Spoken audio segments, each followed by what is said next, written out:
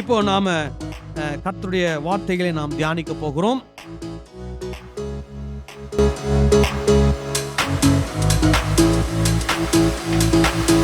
நம்ம வேத வசனங்களை நாம் எடுத்து வைத்துக் கொள்ளலாம். மத்தேயு 10வது அதிகாரத்திலிருந்து நாம் பார்த்து கொண்டு வருகிறோம்.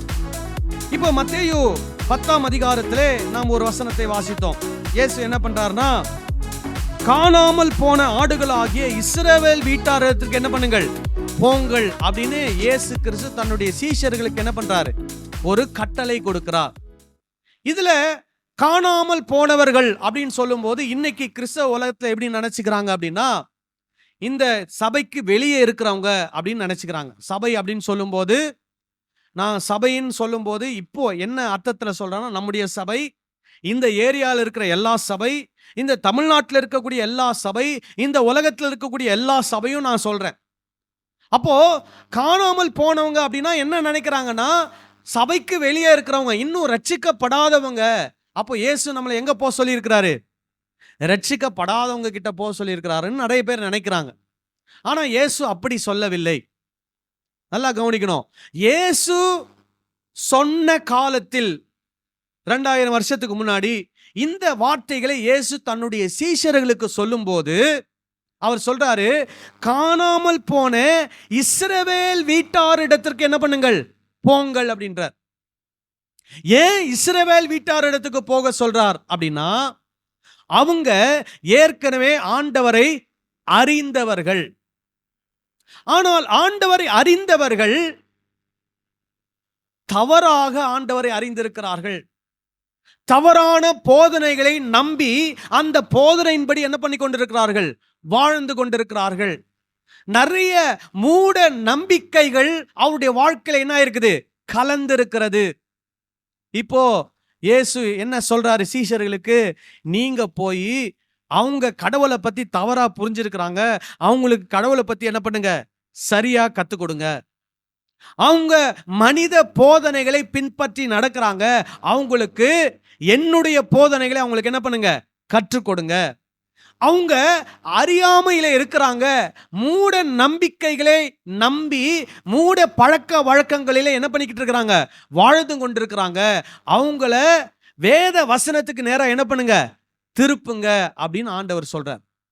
அதனால சீஷர்கள் என்ன பண்றாரு, யாருக்கிட்ட அனுப்புறாரு, இஸ்ரவேல் வீட்டார் இடத்துக்கு அனுப்புறார். இன்னைக்கு இதே வார்த்தையை நம்ம வாசம் இல்லையா, ஆண்டுடைய வசனத்தை என்ன பண்ணணும், ஏற்றுக்கொண்டு அதன்படி என்ன பண்ணணும், செய்யணும். அப்படின்னா முதல்ல நம்ம போய் சொல்ல வேண்டியது யாருக்கு தெரியுமா, கிறிஸ்தவர்களுக்கு தான் நம்ம போய் முதல்ல போய் சொல்லணும். என்ன சொல்லணும், அவங்க ஆண்டவரை தவறா என்ன பண்ணி இருக்கிறாங்க, புரிஞ்சு வச்சிருக்கிறாங்க.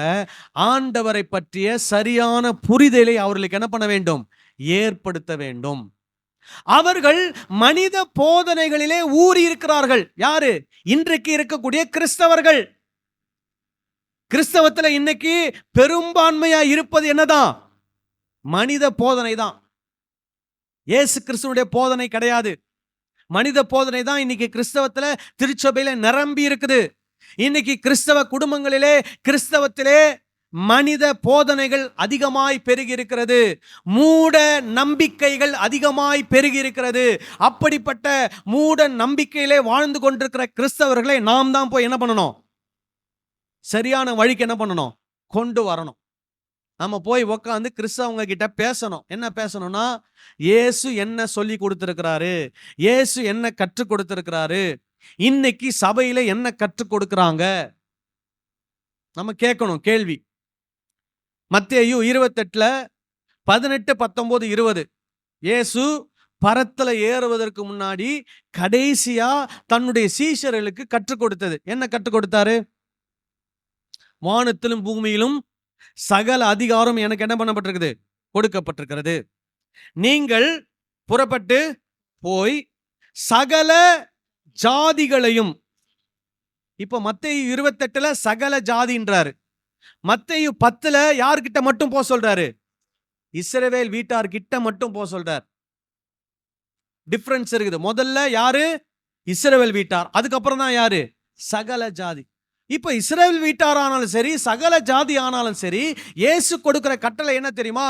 யாரெல்லாம் இயேசுவுக்கு சீஷராக மாறுகிறார்களோ அவர்கள் எல்லாருக்கும் பிதா, குமாரன், பரிசுத்தாவின் நாமத்தினால என்ன கொடுக்கணுமா?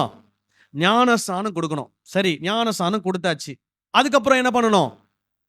நான் உங்களுக்கு கட்டளையிட்ட யாவையும் அவர்கள் கை கொள்ளும்படி. எவர்கள்? சீஷர்களாக வந்திருக்கிறார்களே, யாரெல்லாம் பிதா, குமாரன், பரிசுத்தாவின் நாமத்தினாலே ஞானஸ்நானம் பெற்றிருக்கிறார்களே, அவர்களுக்கு எதை கற்றுக் கொடுக்கணுமா? இயேசு கட்டளை கொடுத்த யாவற்றையும் என்ன பண்ணுமா? அவர்கள் கை கொள்ளும்படி அவர்களுக்கு என்ன பண்ணுங்கள்? உபதேசம் பண்ணுங்கள். அப்ப திருச்சபையில என்ன உபதேசிக்கணும்? இயேசு என்ன கற்றுக் கொடுத்தாரோ அதை தான் திருச்சபையில என்ன பண்ணணும்? உபதேசிக்க வேண்டும். அல்லேலூயா. இப்ப நான் அதை தான் உங்களுக்கு என்ன பண்ணிட்டு இருக்கிறேன்? மத்தேயு 10ஆம் அதிகாரத்திலிருந்து உங்களுக்கு கற்றுக் கொடுக்கிறேன். சோ இயேசு என்ன கற்றுக் கொடுத்தார்? யார்கிட்ட போங்கன்னாரு? இஸ்ரவேல் வீட்டார்கிட்ட போங்க. அவங்க கிட்ட போய் அவங்க தான் எங்க போயிட்டாங்க? காணாம போயிட்டாங்க. முதல்ல எங்க இருந்தாங்க? ஆண்டவரோடு இருந்தாங்க. ஆண்டவரை சரியா புரிஞ்சிருந்தாங்க. ஆண்டவருடைய கட்டளையின்படி நடந்தாங்க. இப்போ எங்க போயிட்டாங்க? காணாம போயிட்டாங்க. அவங்கள போய் கண்டுபிடிச்சு என்ன பண்ணுங்க? மறுபடியும் என்கிட்ட என்ன பண்ணு? கூட்டிக்கிட்டு வாங்கன்னு சொல்லி சீஷர்களை என்ன பண்ணுகிறார்? அனுப்புகிறார்.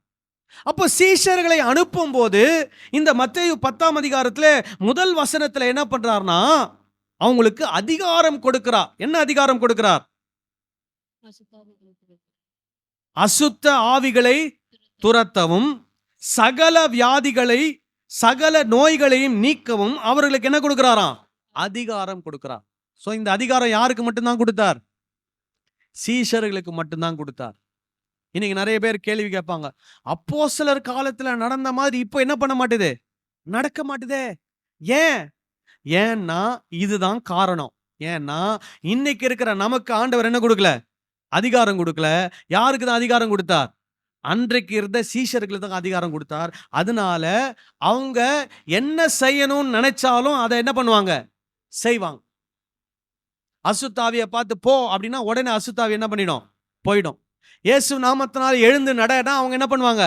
எழுந்து நடப்பாங்க. அற்புத அடையாளங்கள்லாம் அப்படியே பட்டு பட்டு பட்டு பட்டு நடக்கும். ஏன்னா இயேசு அவங்களுக்கு என்ன கொடுத்திருந்தார்? அதிகாரம் கொடுத்திருந்தார். இந்த அதிகாரம் பெற்ற காலகட்டம் வேதத்துல 3 காலகட்டம் ஏற்கனவே உங்களுக்கு சொல்லியிருக்கிறேன். மோசே, யோசுவா, எலியா, எலிசா, இயேசு, சீஷர்கள். இந்த 3 காலகட்டங்கள்ல தான் இந்த தேவனுக்கு ஊழியம் செய்த இந்த ஊழியர்களுக்கு ஆண்டவர் என்ன கொடுத்திருந்தார்? அதிகாரம் கொடுத்திருந்தார். இந்த 3 காலகட்டங்கள்ல மோசே, யோசுவா மனிதர்கள், எலியா, எலிசா மனிதர்கள், இயேசு தெய்வம், இயேசுடைய சீஷர்கள் யார்? மனிதர்கள். சோ இந்த காலகட்டங்கள்ல தான் அதிகாரமாய் என்ன நடந்தது? அற்புத அடையாளங்கள் நடந்தது. இப்போ மோசே கோலை நீட்டினோடனே என்ன நடக்கும்? செங்கடல் புறம். கோலை எடுத்து ஒரு மலையில தட்டினோடனே என்ன வரும்? தண்ணி வரும். அவ்வளோ அற்புத அடையாளங்கள் அப்படியே சர்வ சாதாரணமாக நடந்தது. எலியா, எலிசா காலகட்டங்களிலே அற்புதங்கள் சர்வ சாதாரணமாக நடந்தது. இயேசு கிறிஸ்து காலத்திலையும் அப்போஸ்தலர் காலத்திலையும் அற்புத அடையாளங்கள் எப்படி நடந்தது? சர்வ சாதாரணமாய் நடந்தது. இப்போ அதே மாதிரி நடக்குதானா? அதே மாதிரி நடக்கல. ஆனா அற்புதம் நடக்குமா? நடக்கும். அவருக்கு சித்தமானால் நடக்கும். யாருக்கு ஆண்டவர் அற்புதம் செய்யணும்னு நினைக்கிறார் அவங்களுக்கு என்ன பண்றார்? இன்றைக்கும் செய்து கொண்டுதான் இருக்கிறார். ஆனா இப்ப நடக்கிற அற்புதத்துக்கும் 1ஆம் நூற்றாண்டுல நடந்த அற்புதத்துக்கும் என்ன இருக்குது? வித்தியாசம் இருக்குது. அப்போ பட்டு பட்டு பட்டு நடக்கும். இப்போ ஆண்டவருக்கு சித்தமானால் என்ன நடக்கும்? அற்புதங்கள், அடையாளங்கள் நடைபெறும். ஹல்லேலூயா. சரி, இப்போ இயேசு இதெல்லாம் அதிகாரம்லாம் கொடுத்து அவங்களை என்ன பண்றாரு? காணாமல் போன ஆடுகள் கிட்ட போக சொல்றாரு. அங்க போய் என்ன பண்றாரு? என்ன சொல்றாருன்னா, இலவசமாய் பெற்றீர்கள், இலவசமாய் கொடுங்கள் அப்படின்றார். அப்போ இயேசு அவங்களுக்கு அதிகாரம் இலவசமாய் கொடுத்திருக்கிறார்.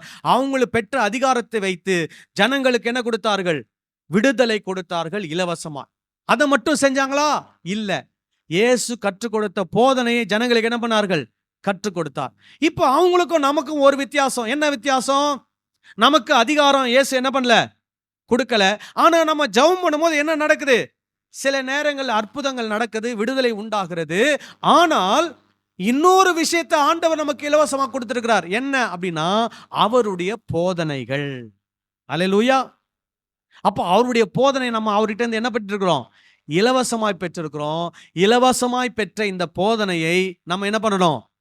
இலவசமாய் போய் ஜனங்களுக்கு கற்றுக் கொடுக்க வேண்டும். அல்லேலூயா. நம்ம அதை செய்யறோமா? நம்ம என்ன பண்ணணும்? அதை செய்யணும். நமக்கு நம்ம குடும்பத்தில் இருக்கக்கூடிய கிறிஸ்தவ உறவினர்கள், நம்ம இனஜன பந்துக்கள், நம்ம வீட்டில் இருக்கிறவங்க, அப்புறம் நம்முடைய சபையில நமக்கு அறிமுகமான நிறைய குடும்பங்கள் இருப்பாங்க. அப்புறம் நம்முடைய நண்பர்கள் இருப்பாங்க, கிறிஸ்தவர்கள் இருப்பாங்க. இவங்க கிட்ட போய் நம்ம என்ன பண்ணணும்? பேசணும். எதை பத்தி பேசணும்னா, இன்றைக்கு என்ன சபையில நடக்கிறது, இயேசு என்ன கற்று கொடுத்தார், இன்றைக்கு நடக்கிறதுக்கும் இயேசு கற்றுக் கொடுத்ததுக்கும் ஒத்து போகுதா, இன்றைக்கு நடக்கிறதற்கும் இயேசு கற்றுக் கொடுத்ததுக்கும் வித்தியாசம் இருக்குதா அப்படின்னு நம்ம என்ன பண்ணணும்? கேள்விகளை எழுப்பி வேத வசனங்களை அவங்களுக்கு திறந்து காண்பித்து அவங்களுக்கு என்ன பண்ணணும்? நாம் போதிக்க வேண்டும். ஹல்லேலூயா. அப்ப அதுக்கு நம்ம முதல்ல என்ன பண்ணணும்? பைபிளை பத்தி நல்லா என்ன பண்ணணும்? தெரிஞ்சுக்கணும். அதனால பைபிளை நல்லா என்ன பண்ணணும்? படிக்கணும். உங்க மனதில் தோன்ற கேள்விகளை கேட்டு அதை என்ன பண்ணிக்கணும்? கிளியர் பண்ணிக்கணும். ஹல்லேலூயா. சோ இயேசு அதை என்ன பண்றாரு? இந்த அதிகாரங்கள்ல அவர் சொல்றார், 1ஆம் வசனத்திலிருந்து 15ஆம் வசனம் வரைக்கும். அப்போ அவர் சொல்றாரு, போய் எதை பத்தி பிரசங்கம் பண்ண சொல்றாரு தெரியுமா? தேவ ராஜ்யம் சமீபித்திருக்கிறது, மனம் திரும்புங்கள் என்று அவங்களுக்கு என்ன பண்ண சொல்றாரு? பிரசங்கம் பண்ண சொல்றாரு. தேவ ராஜ்யம்னா என்ன? தேவ ராஜ்யம்னா என்ன? முதலாவது, தேவனை பற்றி சரியான புரிதல், ரைட் நாலேஜ் அபவுட் காட். ஆண்டவரை பற்றி உங்களுக்கு என்ன இருக்கணும்? சரியான புரிதல் இருக்க வேண்டும். அதுதான் தேவ ராஜ்யம் முதல்ல. இரண்டாவது, தேவனை நேசிக்க வேண்டும். தேவன் படைத்த சிருஷ்டிப்பை நேசிக்க வேண்டும். தேவனை நேசிப்பதுனா என்ன? ஆண்டவரே உம்மிடத்துல நான் அன்பு வச்சிருக்கிறேன் வாயை திறந்து சொன்னா போதுமா? இல்ல. ஆண்டவரை நேசிப்பதுனா என்ன? இயேசு சொல்லியிருக்கிறாரு, என்னிடத்தில் அன்பா இருக்கிறவன் என்னுடைய கற்பனைகளை என்ன பண்ணுவான்? கை கொள்வான். அப்போ இயேசு சொன்ன கட்டளைகளின்படி நாம செய்தோம்னா நாம் இயேசுவை என்ன பண்ணுகிறோம்னு அர்த்தம்? நேசிக்கிறோம்னு அர்த்தம். சரி, அப்போ ஆண்டவரை நாம் நேசிக்க வேண்டும். அதுதான் தேவராஜ்யம். இரண்டாவது, ஆண்டவருடைய படைப்பை நாம் நேசிக்க வேண்டும். ஆண்டவருடைய படைப்பில யாரெல்லாம் இருக்கிறா? நாம இருக்கிறோம் முதல்ல. அடுத்தது யார் இருக்கிறா? இந்த பூமியில் இருக்கக்கூடிய மற்ற மனிதர்கள், இந்த பூமியில் இருக்கக்கூடிய பறவைகள், மிருகங்கள், இந்த பூமி, இந்த நிலம், இந்த காற்று, இந்த மரம், செடி, கொடி எல்லாவற்றையும் நம்ம என்ன பண்ண வேண்டும்? நேசிக்க வேண்டும். ஹல்லேலூயா. அப்படின்னா என்ன அர்த்தம்? நம்ம மற்றவங்களுக்கு தீமை செய்யக்கூடாது, இந்த பூமிக்கும் என்ன செய்யக்கூடாது? தீமை செய்யக்கூடாது. நான் சொல்றது விளங்குதா? புரியுதா? இப்போ உங்களுக்கு உதாரணம் சொல்றேன். சர்ச்சு பக்கத்துல ஒரு காலி இடம் இருக்குது. இந்த காலி இடத்துல நிறைய பேர் வந்து என்ன பண்றாங்க? குப்பை கொட்டுறாங்க. இவங்க இந்த பூமியை நேசிக்கிறாங்களா இல்ல இந்த பூமியை வெறுக்கிறாங்களா? சொல்லுங்க. பூமியை நேசிக்கிறவங்களா இருந்தா என்ன பண்ணுவாங்க? குப்பை வந்து வாங்கிட்டு போறாங்களா வீட்டுல வந்து, அவங்க கையில என்ன பண்ணுவாங்க? கொடுப்பாங்க. இல்ல அந்த குப்பையை கொண்டு போய் கொட்டணும்னா குப்பை தொட்டி எங்க இருக்குன்னு பார்த்து அந்த குப்பை தொட்டியில கொண்டு போய் என்ன பண்ணுவாங்க? கொட்டுவாங்க. அனாவசியமா குப்பையை கொண்டு வந்து இந்த மாதிரி இடங்கள்ல போடுறவங்க உண்மையாவே இந்த பூமி அவங்க என்ன பண்ணல? நேசிக்கலன்னு. புரியுதா நான் சொல்றது? சோ ஒரு சின்ன எக்ஸாம்பிள் தான் சொல்றேன். இதுதான் என்னது? தேவ ராஜ்யம். தேவனை நேசிக்க வேண்டும். தேவன் படைத்த படைப்பை நாம் என்ன பண்ண வேண்டும்? நேசிக்க வேண்டும். அல்லேலூயா. அப்போ தேவ ராஜ்யத்தை பற்றி நாம புரிஞ்சிருக்கணும், மற்றவங்களுக்கும் அதை என்ன பண்ணணும்? கற்றுக் கொடுக்க வேண்டும். சோ இதெல்லாம் சொல்றார். இப்போ சொல்லும்போது சொல்றாரு, நீங்க போய் ஒருத்தர்கிட்ட போய் இதெல்லாம் சொல்லுங்க. யாரு ரொம்ப ஆவலா இதை கேட்கிறாங்களோ அவங்களுக்கு இன்னும் நேரம் எடுத்து என்ன பண்ணுங்க? சொல்லுங்க. யாரு இதை கேட்கறதுக்கு விருப்பம் இல்லையோ, ஆவல் இல்லையோ, தூசியை தட்டிட்டு என்ன பண்ணுங்க? வாங்க அப்படின்ற. நான் சொன்னேன் இல்லையா, ஒரு சிலர்கிட்டலாம் 1 மணி நேரம் ஃபோன்ல பேசுறேன், 2 மணி நேரம் ஃபோன்ல பேசுறேன். ஏன் பேசுறேன்? ஏன் பேசுறேன்னு நினைக்கிறீங்க? அவங்க அவ்வளவு ஆர்வமா இருக்கிறாங்க. வேத வசனத்தை தெரிஞ்சுக்கணும்னு ஆர்வமா இருக்கிறாங்க. அதனால அவர் எங்க நம்ம சபைக்கு வர்றவரா? இல்ல, வேற ஏதோ ஒரு இடத்துக்கு போறவரு. ஆனா அவர் வேத வசனத்தை தெரிஞ்சுக்க எப்படி இருக்கிறாரு? ஆர்வமா இருக்கிறாரு. பைபிள் காலேஜில் போய் டீச் பண்றோம். அவங்க எனக்கு ரொம்ப பைபிள் காலேஜில் போய் டீச் பண்ற இடத்துல எனக்கு வந்து ஒரு ரெனுமரேஷன் மாதிரி கொடுக்குறாங்க. ஆனா அதெல்லாம் ஒரு பெரிய காசே கிடையாது. ஆனாலும் நாங்க போய் டீச் பண்றோம். ஏன் டீச் பண்றோம்னா, அங்க ஒரு 15 பேர் 20 பேர் வசனத்தை கேட்கறதுக்கு எப்படி இருக்கிறாங்க? ஆர்வமா இருக்கிறாங்க, தயாரா இருக்கிறாங்க. அப்போ அவங்களுக்கு எங்க நேரத்தை நாங்க என்ன பண்றோம்? செலவு பண்றோம். ஆனா இதே இன்ட்ரெஸ்டே இல்லை அப்படின்னா அவங்க கிட்டே நாங்க என்ன பண்ண மாட்டோம்? போக மாட்டோம். தூசியை தட்டிட்டு வந்துரும். அப்ப இயேசு சொல்றாரு, யார் தேவ ராஜ்யத்தின் மேல் ஆர்வமா இருக்கிறார்களோ, என்னுடைய போதனை கேட்பதற்கு யார் ஆர்வமா இருக்கிறாங்களோ அவங்க கிட்ட நேரத்தை என்ன பண்ணுங்க? செலவு பண்ணுங்க. சில நேரத்துல நம்ம போன்ல நிறைய நேரத்தை என்ன பண்றோம்? செலவு பண்றோம். போன் பேசுறதுல நிறைய நேரத்தை செலவு பண்றோம். போன் பார்க்கறதுல நிறைய நேரத்தை செலவு பண்றோம். ஆனா வசனத்தை வாசிக்கிறதுக்கு நேரத்தை செலவு பண்றோமா? வசனத்தை பத்தி தெரிஞ்சுக்கிறதுக்கு நேரத்தை செலவு பண்றோமா? அதே மாதிரி அந்த தெரிஞ்சுக்கிறதுக்கு ஆர்வமா இருக்கிறாங்களே அவங்க கிட்ட உட்கார்ந்து பேசுறதுக்கு நேரத்தை நம்ம செலவு பண்றோமா?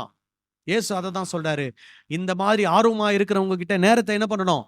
செலவு பண்ணணும். அப்புறம் அந்த மாதிரி ஆர்வம் இல்லாதவங்களை என்ன பண்ணுங்க? தூசியை தட்டிட்டு வாங்க.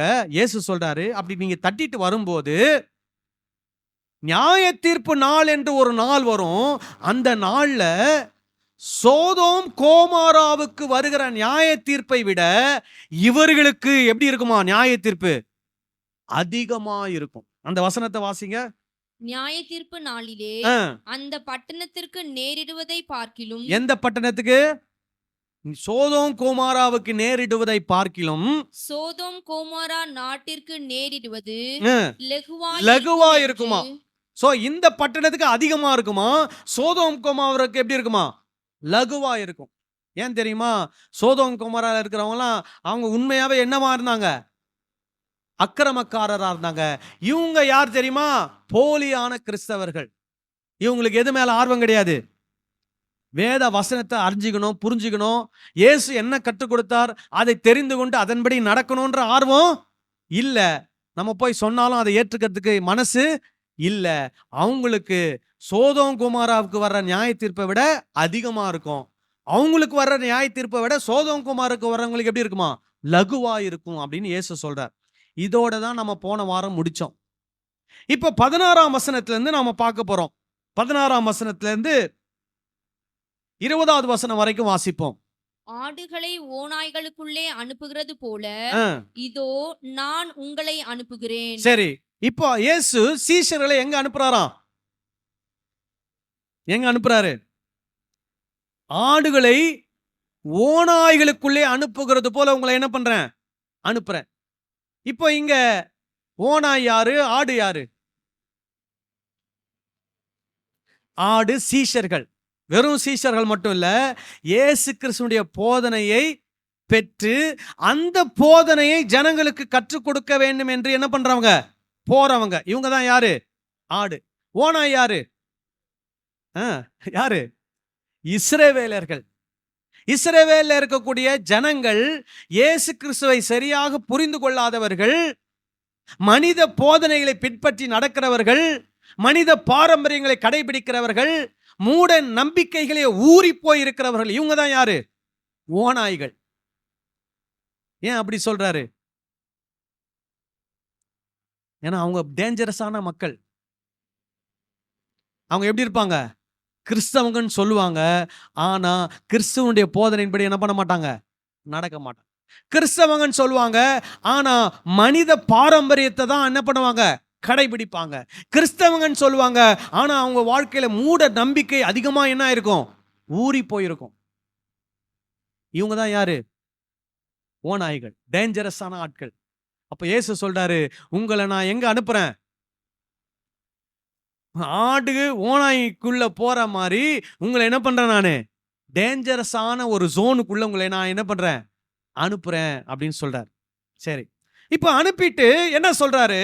ஆகையால் சர்ப்பங்களைப் போல வினாவுள்ளவர்களும் சர்ப்பங்களைப் போல வினா உள்ளவர்களும் புறாக்களைப் போல கபடற்றவர்களுமாயிருங்கள். சரி, இப்போ நல்லா புரிஞ்சுக்கணும். இந்த வசனத்தை நிறைய பேர் என்ன பண்ணுவாங்கன்னா அவுட் ஆஃப் கான்டெக்ஸ்ட் எடுத்துருவாங்க. அவுட் ஆஃப் கான்டெக்ஸ்ட்னா இயேசு எந்த சூழ்நிலையில இதை சொல்றாரோ அதை விட்டுருவாங்க. பொதுவா என்ன பண்ணுவாங்க, எடுத்துக்குவாங்க. என்ன சொல்லுது வசனம்? சர்ப்பத்தை போல எப்படி இருங்க? வினா உள்ளவர்களாயிருங்கள். புறாவை போல எப்படி இருங்க? கபடமற்றவர்களாயிருங்கள் சொல்லியிருக்குது. அதனால நம்ம சில நேரங்களில் எப்படி நடந்துக்கணும்? பாம்பு மாதிரி நடக்கணும். சில நேரத்தில் எப்படி இருக்கணும்? புறாவை போல சாதுவா இருக்கணும். ஒன்றும் தெரியாத மாதிரி இருக்கணும். இதுல ஆங்கிலத்தில் எப்படி தெரியுமா சொல்லியிருக்குது? ஷ்ரூட் அப்படின்னு சொல்லியிருக்குது. ஷ்ரூட்ன்ற ஒரு வார்த்தை. ஷ்ரூட் அப்படின்னா என்னன்னா உஷாரா இருக்கிறது. இதை சில போதகர்கள் கடைபிடிக்கிறாங்க. போதகர்கள் தங்களுடைய மக்களுக்கும் சொல்லித்தராங்க. எப்படி சொல்லித்தராங்கன்னா, நீ வேலை செய்யற இடத்துல, பிசினஸ் பண்ற இடத்துலலாம் எப்படி இருக்கணும்? உஷாரா இருக்கணும். எவனை தட்டணுமோ அவனை என்ன பண்ணணும்? தட்டணும். எவன் காலை வாரணுமோ அவன் காலை என்ன பண்ணணும்? வாரணும். எவனை பத்தி அதிகாரிகிட்ட போய் போட்டு கொடுக்கணுமோ அவனை பத்தி என்ன பண்ணணும்? போட்டு கொடுக்கணும். நீ உஷாரா இருக்கணும். இயேசு அப்படிலாம் சொல்லவே இல்லை. எந்த இடத்துல சொல்றாரு? இயேசு கிறிஸ்துடைய போதனையை போய் யார்கிட்ட சொல்ல போறாங்க? இஸ்ரவேல் ஜனங்க கிட்ட போய் சொல்ல போறாங்க. அவங்க எப்படிப்பட்ட குணம் படைத்தவங்க? ஓநாய்கள் மாதிரி. அவங்க நம்மளை காலி பண்ணிடுவாங்க. அந்த மாதிரி ஒரு டைப் உள்ள ஒரு மக்கள். அவங்க கிட்ட போய் நீங்க இதை சொல்ல போறீங்க. அப்போ நீங்க எப்படி இருக்கணும்? உஷாரா இருக்கணும்னு சொல்றாரு இயேசு. புரியுதுங்களா? வேலையிலையோ, பிசினஸ்லயோ, படிப்புலையோ இந்த மாதிரி விஷயங்களை பத்தி அவர் சொல்லல. இயேசு கிறிஸ்துவினுடைய போதனை நீங்க மற்றவங்க கிட்ட போய் சொல்லும் போது நீங்க எப்படி இருக்கணுமா? ஷ்ரூடா இருக்கணும், உஷாரா இருக்கணும்னு சொல்றார். அப்புறம் புறாவை போல எப்படி இருக்கணுமா? கபடமற்றவர்கள். கபடம் அப்படின்னா என்ன சொல்றேன்? இன்னசென்ட்டா இருக்கணுமா? இன்னசென்ட்டா இருக்கணும். நீங்க செய்யற எந்த ஒரு காரியத்திலையும் என்ன இருக்கக்கூடாது? ஒரு உள்குத்து இருக்கக்கூடாது. என்ன நோக்கத்துக்காக செய்றீங்க? இயேசு இந்த போதனையை எனக்கு கற்றுக் கொடுத்துருக்கிறாரு. நான் இந்த போதனை கேட்டு என்ன ஆயிருக்கிறேன்? விடுதலை ஆயிருக்கிறேன். இதை கொண்டு போய் என்ன பண்ண போறேன்? மற்ற இயேசுவை அறிந்த கிறிஸ்தவர்களுக்கு சொல்ல போறேன். அவங்கள இயேசு கிட்ட என்ன பண்ண போறேன்? கொண்டு வர போறேன். அந்த ஒரு இன்னசென்ட் எண்ணத்தோட நீங்க என்ன பண்ண போறீங்க? போய் இதை செய்ய போறீங்க. சரிங்களா? இதுல ஏன் இதை சொல்றாரு? உஷாரா இருங்கன்றாரு, கபடமற்றவங்களா இருங்கன்றாரு. ஏன் இதை சொல்றாருன்னா அதுல ஒரு இது இருக்குது. ஏன்னா அது பின்னாடி வருது. எங்க பின்னாடி வருது அப்படின்னு பாத்தீங்கன்னா 22ல இருந்து வாசிங்க. என் நாமத்தின் நிமித்தம் நீங்கள் எல்லாராலும் பகைக்கப்படுவீர்கள். முக்கியமா இவர் எல்லாரும் அப்படின்னு சொல்லும் போது யார சொல்றாரு? இஸ்ரவேல் ஜனங்கள், ஓநாய்கள். இப்போ அது எப்படி? மற்ற கிறிஸ்தவர்களால் நீங்கள் என்ன பண்ணப்படுவீர்கள்? பகைக்கப்படுவீர்கள். நீங்க எந்த கிறிஸ்தவர்கிட்ட இயேசு கிறிஸ்துவினுடைய போதனையை பத்தி போய் சொல்றீங்களோ அவர் உங்களை என்ன பண்ணுவாரு? பகைப்பார். அவங்க எல்லாரும் உங்களை என்ன பண்ணுவாங்க? பகைப்பாங்க. அப்போ எல்லாராலும் நீங்கள் பகைக்கப்படுவீர்கள். அப்புறம் முடிவு பரியந்தம் நிலைத்திருப்பவனே என்ன பண்ண விடுவானா? ரட்சிக்கப்படுவான். அப்படின்னா என்ன? நம்ம முடிவு பரியந்தம் எதுல நிலைச்சிருக்கணும்? கிறிஸ்துவின் போதனையிலே, உபதேசத்துல என்ன பண்ணணும்? நிலைத்திருக்க வேண்டும். சோ எல்லாரும் நம்மளுக்கு என்னவா மாறிடுவாங்க? பகையாளியா மாறிடுவாங்க. ஏன் பகையாளியா மாறுவாங்க? ஏன்னா அவங்க எல்லாம் எதுல ஊறி போயிருக்கிறாங்க? சொல்லுங்க.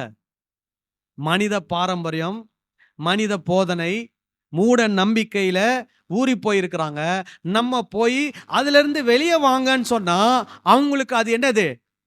டிஸ்டர்பன்ஸ். நம்மள அவங்க என்ன பண்றோம்? டிஸ்டர்ப் பண்றோம். அவங்களால அந்த டிஸ்டர்பன்ஸ் என்ன பண்ண முடியாது? ஏற்றுக்கொள்ள முடியாது. அவங்க எல்லாரும் நம்மளை என்ன பண்ணுவாங்களாம்? பகைப்பாங்க.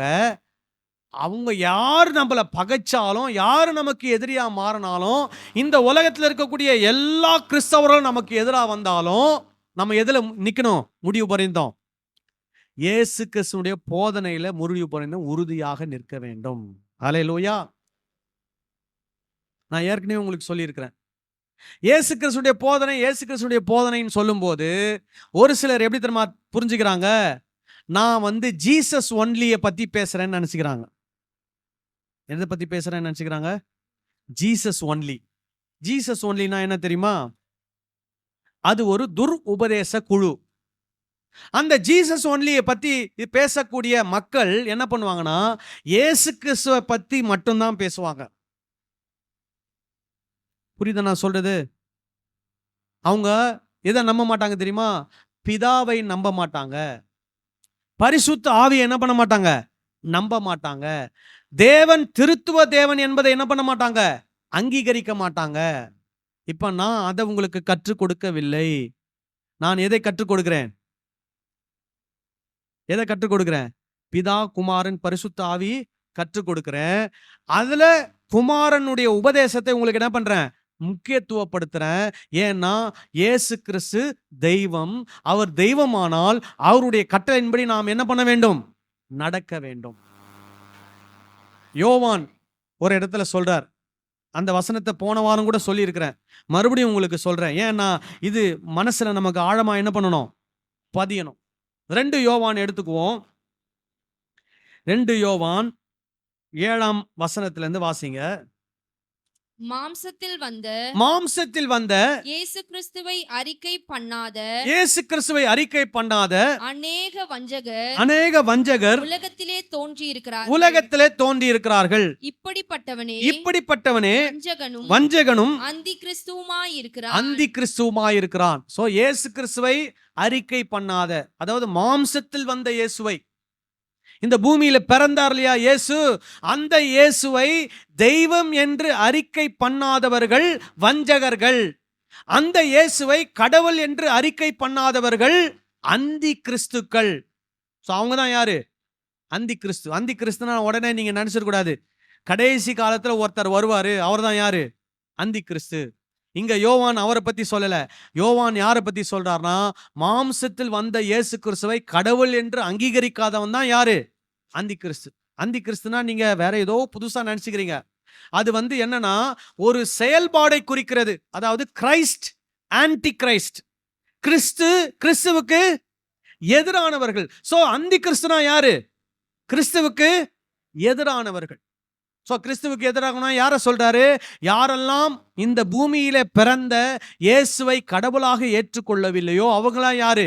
கிறிஸ்துவுக்கு எதிரானவர்கள். சரியா? இத சொல்றார் யோவான். இத சொல்லிட்டு என்ன சொல்றாரு பாருங்க, உங்கள் செய்கைகளின் பலனை இழந்து போகாமல் பூரண பலனை பெறும்படிக்கு எச்சரிக்கையாயிருங்கள். அப்புறம் கிறிஸ்துவின் உபதேசத்திலே, என்னது?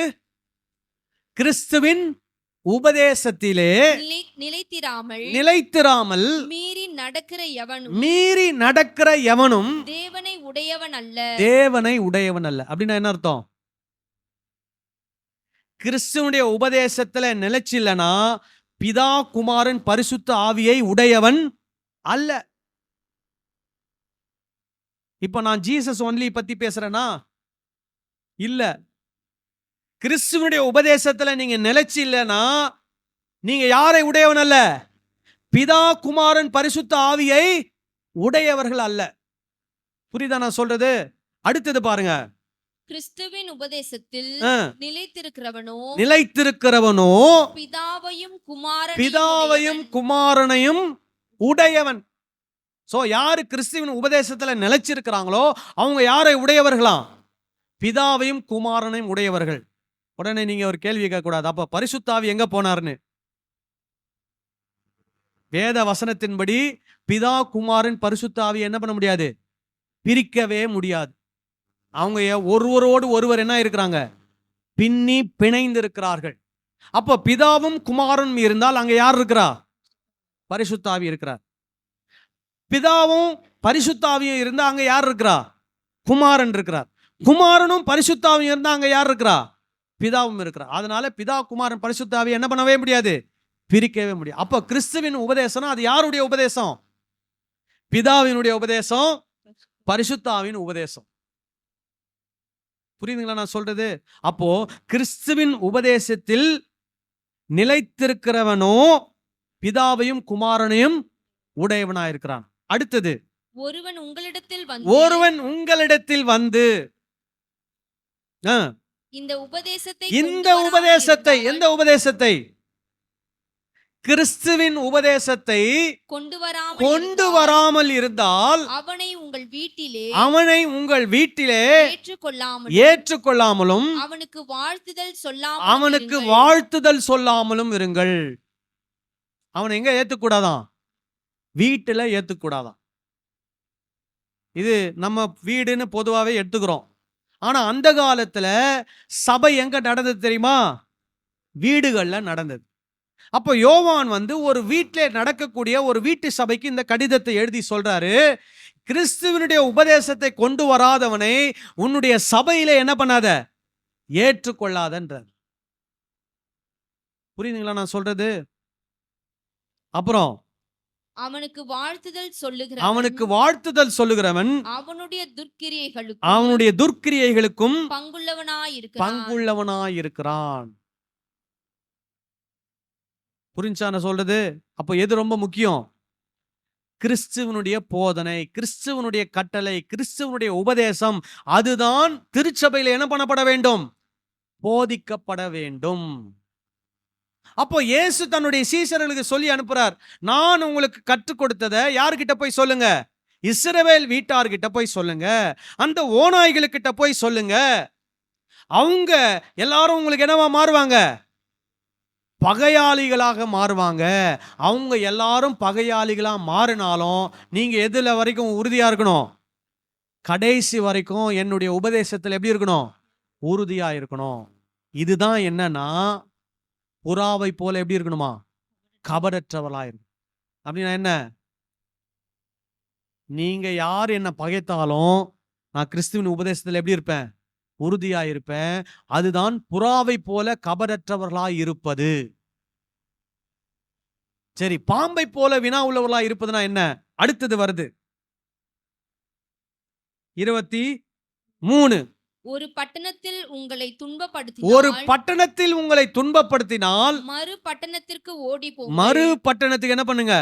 ஓடிப்போம். இதுதான் பாம்பை போல எப்படி இருக்கிறதா? வினா உள்ளவர்களா இருப்பது, பாம்பை போல உஷாரா இருப்பது. இப்போ நீங்க கிறிஸ்துவனுடைய உபதேசத்தை போதிக்கிறீங்க. நீங்க யாருன்னா இன்னசென்ட். உங்களை எல்லாரும் பகைச்சாலும் நீங்க யாரையும் என்ன பண்ணக்கூடாது? பகைக்க கூடாது. நீங்க இன்னசென்ட்டாவே என்ன பண்ணணும்? இருக்கணும். கபடற்றவர்களா இருந்து தொடர்ந்து இயேசு கிறிஸ்துவினுடைய உபதேசத்தை என்ன பண்ணணும்? போதிக்கணும். நீங்க யாருக்கும் தீமை செய்யல, நீங்க யாரையும் கெடுக்கல. நீங்க என்ன பண்றீங்க? இயேசுனுடைய உபதேசத்தை மற்றவங்களுக்கு என்ன பண்றீங்க? போதிக்கிறீங்க. அதனால நீங்க யாரு? இன்னசென்ட். நீங்க ஷ்ரூடா இருக்கணும். ஏன் ஷ்ரூடா இருக்கணும் அப்படின்னா, ஒரு பட்டணத்துல உங்களுக்கு உபத்திரம் வந்தா நீங்க என்ன பண்ணணும்? என்ன பண்ணணும்? இன்னொரு பட்டணத்துக்கு ஓடி போகணும். ஏன்னா உங்க உயிர் ஆண்டவருக்கு ரொம்ப முக்கியம். ஏன்னா ஆண்டவரை பற்றிய உபதேசத்தை இன்னும் நீங்க நிறைய பேருக்கு என்ன வேண்டி இருக்குது? சொல்ல வேண்டி இருக்குது. அதனால நீங்க உஷாரா அங்க இருந்து என்ன பண்ணிக்கணும்? தப்பிச்சு ஓடிடணும். ஒருவேளை நீங்க மாட்டிக்கிட்டாலும் பயப்படக்கூடாது. அதை பத்தி இங்க இயேசு என்ன பண்றாரு? சொல்றார். சோ அப்ப சீஷர்களுக்கு என்ன சொல்றாரு? பாம்பை போல வீணா உள்ளவர்களா இருங்கள். அப்படின்னா என்ன? ஒரு பட்டணத்துல உங்களுக்கு உபத்திரம் வந்தால் மறு பட்டணத்துக்கு என்ன பண்ணுங்கள்? ஓடிப்போங்கள். புறாவை போல கபரற்றவர்களாயிருங்கள். ஏனென்றால் நீங்கள் என்னுடைய கட்டளைகளை ஜனங்களுக்கு என்ன பண்றீங்க? கற்றுக் கொடுக்கிறீங்க. நீங்க யாருக்கும் எந்த கெடுதலும் என்ன பண்ணல, செய்யல. You are Innocent. நீங்கள் நிரபராதி. ஆனாலும் உங்களை எல்லாரும் என்ன பண்ணுவாங்க? பகைப்பாங்க. நீங்க எதுல வரைக்கும் உறுதியா இருக்கணும்? முடிவு பரியந்தம் இந்த உபதேசத்திலும் இந்த உபதேசத்தை மற்றவர்களுக்கு கற்றுக் கொடுப்பதிலும் நீங்கள் எப்படி இருக்கணும்? முடிவு பரியந்தம் நிலைத்திருக்க வேண்டும். அல்லேலூயா. சரி, இப்ப மறுபடியும் அங்க போவோம். மனுஷரை குறித்து எச்சரிக்கையாயிருங்கள். அவர்கள் உங்களை ஆலோசனை சங்கங்களுக்கு ஒப்பு கொடுத்து தங்கள் ஜெப ஆலயங்களில் உங்களை வாரினால் அடிப்பார்கள். சரி, இப்போ என்ன பண்ணுவாங்களாம்? ஆலோசனை சங்கங்களுக்கு ஒப்பு கொடுப்பாங்களாம். ஆலோசனை சங்கம் யாருது? யூதர்களது. ஜெப ஆலயம் யாருது? யூதர்களது. பாருங்க, இவங்க இயேசுவை பத்தி போதிக்கிறாங்க. ஆனா இவங்களுக்கு அடி எங்க விழுது தெரியுமா? ஜபாலயத்துல விழுது. நீங்க இயேசு கிறிஸ்துவை பத்தி போதிச்சீங்கன்னா இந்த சபையில இருக்கவங்க தான் நம்மள என்ன பண்ணுவாங்க? அடிக்க வருவாங்க. கிறிஸ்தவங்க தான் நம்மளை அடிக்க வருவாங்க. கிறிஸ்தவங்க தான் நம்மளை என்ன பண்ணுவாங்க? நம்மளை பத்தி தப்பு தப்பா உலகத்துல போய் என்ன பண்ணுவாங்க? பரப்பி விடுவாங்க. ஏன்னா நம்ம யாரை டிஸ்டர்ப் பண்றோம்? கிறிஸ்தவங்களை டிஸ்டர்ப் பண்றோம். எந்த கிறிஸ்தவங்களை டிஸ்டர்ப் பண்றோம்? தேவனை தவறாக புரிந்து மனித பாரம்பரியங்களை பின்பற்றி கொண்டு மனித போதனைகளை பின்பற்றி கொண்டு மூட பழக்க வழக்கங்களை பின்பற்றி கொண்டு இருக்கிற கிறிஸ்தவர்களை போய் என்ன பண்றோம்? டிஸ்டர்ப் பண்றோம். அதனால அவங்க தான் நமக்கு என்ன கொடுப்பாங்க? பிரச்சனையை கொடுப்பாங்க, உபத்திரவத்தை கொடுப்பாங்க. ஸோ இயேசு இங்க சொல்றாரு, என்ன சொல்றாரு? அவர்கள் உங்களை மனுஷர்களுக்கு எச்சரிக்கையார்கள், அவர்கள் உங்களை ஆலோசனை சங்கங்களுக்கு என்ன பண்ணுவாங்க? ஒப்பு கொடுத்து தங்கள் ஜப ஆலயங்களில் உங்களை வாரினால் அடிப்பார்கள். சர்ச்சில் வச்சு அடிக்கிறாங்களாம். யார? இயேசு கிறிஸ்துடைய போதனையை கொண்டு வர்றவங்களை. பாத்தீங்களா? அப்படி அடிச்சிருக்காங்களான்னு நினைக்கிறீங்களா? அடிச்சிருக்கிறாங்க. நீங்க அப்போஸ்தலர் நீங்க வாசித்து பார்த்தீங்கன்னா, அப்போஸ்தலர் 4ஆம் அதிகாரம் 1 4 வரைக்கும் வாசிக்கிறேன்.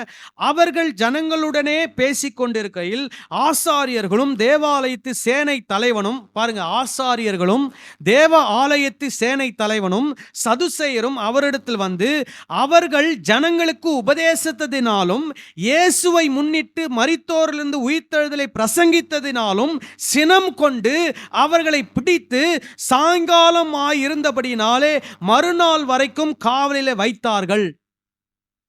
இதெல்லாம் செய்யறது யாரு? யூத மத தலைவர்கள். யாரு? ஆண்டவர் கொடுத்த கட்டளையை தப்பு தப்பா ஜனங்களுக்கு கற்றுக் கொடுத்து ஜனங்களை அறியாமைகளை வச்சு ஜனங்களுக்கு மூட நம்பிக்கைகளை கற்றுக் கொடுத்து அந்த மத வழிபாடுல கொண்டு போற இந்த மத தலைவர்கள் யாரை பிடிச்சி அடிக்கணும்னு நினைக்கிறாங்க? சீஷர்கள், இயேசு கிறிஸ்துவின் போதனையை கொண்டு போய் கற்றுக் கொடுக்கிறவர்களை இப்படி துன்பப்படுத்துகிறார்கள். அதுல இயேசு முன்னாடியே சொல்லிட்டாரு, உங்களை எங்க வச்சு அடிப்பாங்க? ஜப ஆலயத்துல வச்சு அடிப்பாங்க. ஜப ஆலயம் தான் இன்னைக்கு என்னவா மாறி இருக்குன்னா வீட்டு சபையா மாறி இன்னைக்கு சர்ச்சா மாறி இருக்குது. ஜபாலயம்னா தெரியுமா? எப்போ உருவாச்சு தெரியுமா? பழைய ஏற்பாட்டுல வாசித்து பார்த்தீங்கன்னா எங்கேயுமே எதை வாசிக்க முடியாது?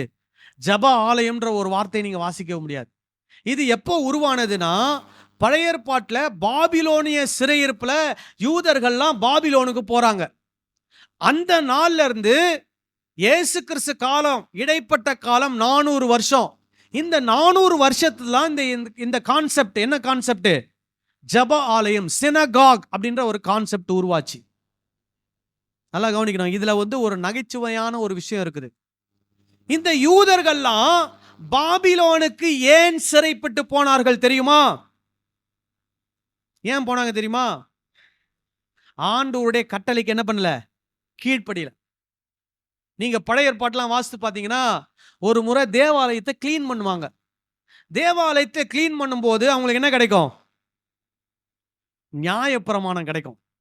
எதை கிளீன் பண்ணும்போது? தேவாலயத்தை கிளீன் பண்ணும்போது என்ன கிடைக்குது? நியாயப்பிரமாணம். இப்ப சொல்லணும்னா பைபிள் கிடைக்குது. எதை கிளீன் பண்ணும்போது? சர்ச்சை கிளீன் பண்ணும்போது. அப்ப அது வரைக்கும் என்ன போதிச்சுட்டு இருந்தாங்க? மனுஷ பாரம்பரியங்களை மனுஷ போதனைகளை போதிச்சுட்டு இருக்கிறாங்க. எதை வச்சு போதிக்கல? வசனத்தை வச்சே போதிக்கல. அப்படின்னா என்ன? தேவ ஆலயம் நடக்குது, காணிக்கைகள் கொடுக்குறாங்க, பலி செலுத்துறாங்க, மக்கள் வருஷம் தேவாலயத்துக்கு வந்து போயிட்டு தான் இருக்கிறாங்க. ஆனா என்ன இல்லை? நியாயப்பிரமாணம் இல்லை. இன்னைக்கு அதே மாதிரிதான் சபைகளுக்கு, திருச்சபைகளுக்கு மக்கள் கூட்டம் கூட்டமாக போகிறார்கள். திருச்சபைகளுக்கு வந்து ஜனங்கள் காணிக்கைகளை செலுத்துகிறார்கள். திருச்சபை ஆராதனைகள் பல காரியங்கள் நடக்கிறது. இந்த ஜபம், அந்த ஜபம், இந்த ஆராதனை, அந்த ஆராதனை என்று பல புரோகிராம்ஸ் திருச்சபையில் நடக்குது. ஆனா எதை மட்டும் போதிக்கல? இயேசு கிறிஸ்து போதித்த போதனையை மட்டும் என்ன பண்ணல? ஜனங்களுக்கு போதிக்கல. மற்ற எல்லாம் போதிச்சுட்டு இருக்கிறாங்க. என்னது?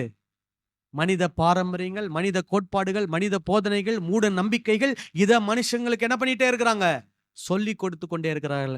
ஆனா இயேசு கற்றுக் கொடுத்ததை திருச்சபையில் என்ன பண்ண மாட்டேன்றாங்க? கற்றுக் கொடுக்க மாட்டேன். ஸோ பாபிலோன்ல சிறைப்பட்டு போறாங்க. சிறைப்பட்டு போனவங்க எதனால போனாங்க?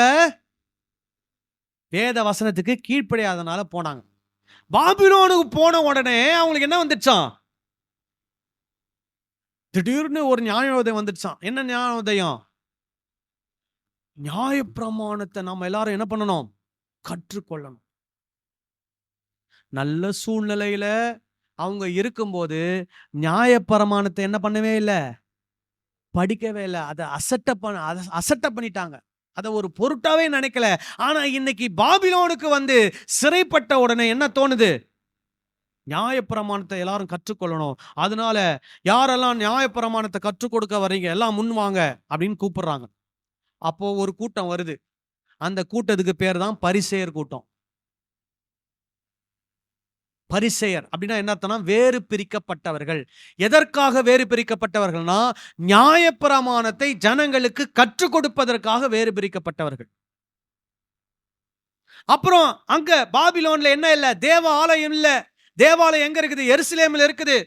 நேபுகாத்நேச்சார் தேவாலயத்தெல்லாம் இடிச்சு ஒரு வழி பண்ணிட்டாரு.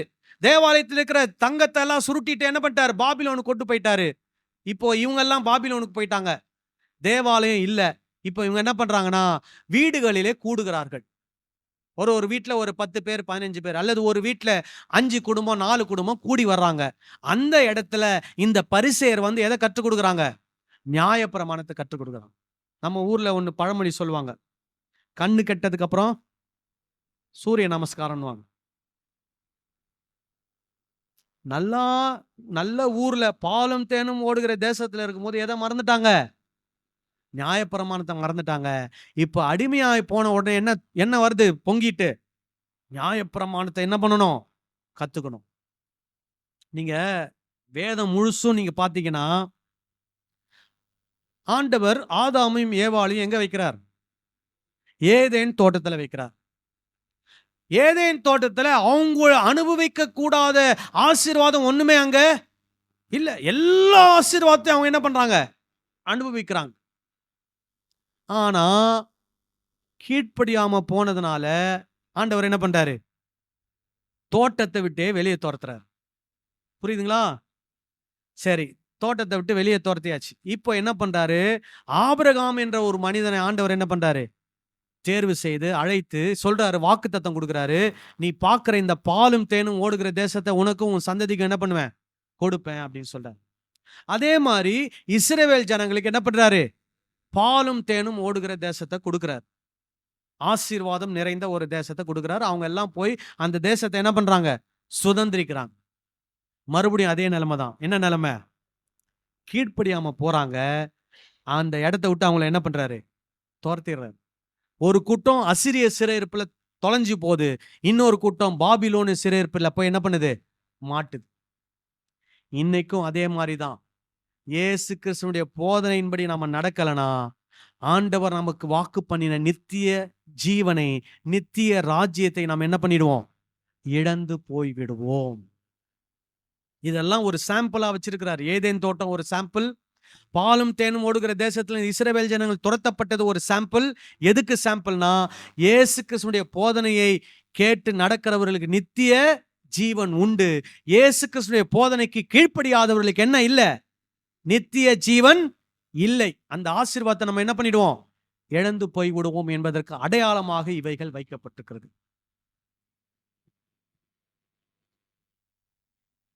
எதுக்காக இதெல்லாம் சொல்லிட்டு வரேன்? ஆலோசனை சங்கம், ஜப ஆலயம் எப்போ உருவாச்சு? பாபிலோன் சிறையிருப்பு காலத்துல உருவாச்சு.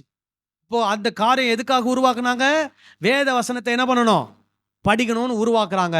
ஆனா அந்த இடத்துல இயேசு கிறிஸ்துவுடைய போதனை போய் சொல்றவங்கள அந்த இடத்துல வச்சு என்ன பண்றாங்களாம்? அடிக்கிறாங்க. ஏன் அடிக்கிறாங்க? ஏன் இயேசு கிறிஸ்துவுடைய போதனை வந்து இங்க சொல்ற? நீ அந்த போதனையெல்லாம் சொன்னா எங்களுக்கு அதெல்லாம் என்னல கம்ஃபர்டபுளா இல்ல, எங்களுக்கு அது ஏத்துக்கிற மாதிரி இல்லை, எங்களுக்கு எப்படி இருக்குது? அது குத்துற மாதிரி இருக்குது. அதனால எங்களால அதெல்லாம் என்ன பண்ண முடியாது, பொறுத்துக்க முடியாதுன்னு சொல்லி அந்த இடத்துல யாரை போட்டு அடிப்பாங்களாம்? சீஷர்களை போட்டு அடிப்பாங்க. இன்னைக்கு கிறிஸ்தவர்களுக்கு யார் மூலமா உபத்திரம் வரும்? கிறிஸ்தவர் மூலமா தான் வரும். எந்த கிறிஸ்தவர் மூலமா வரும்? இயேசு கிறிஸ்துனுடைய போதனையை போதிக்கிற கிறிஸ்தவர்களுக்கு. இயேசு கிறிஸ்துனுடைய போதனையை ஏற்றுக்கொள்ளாத கிறிஸ்தவர் மூலமா என்ன வரும்? உபத்திரவம்.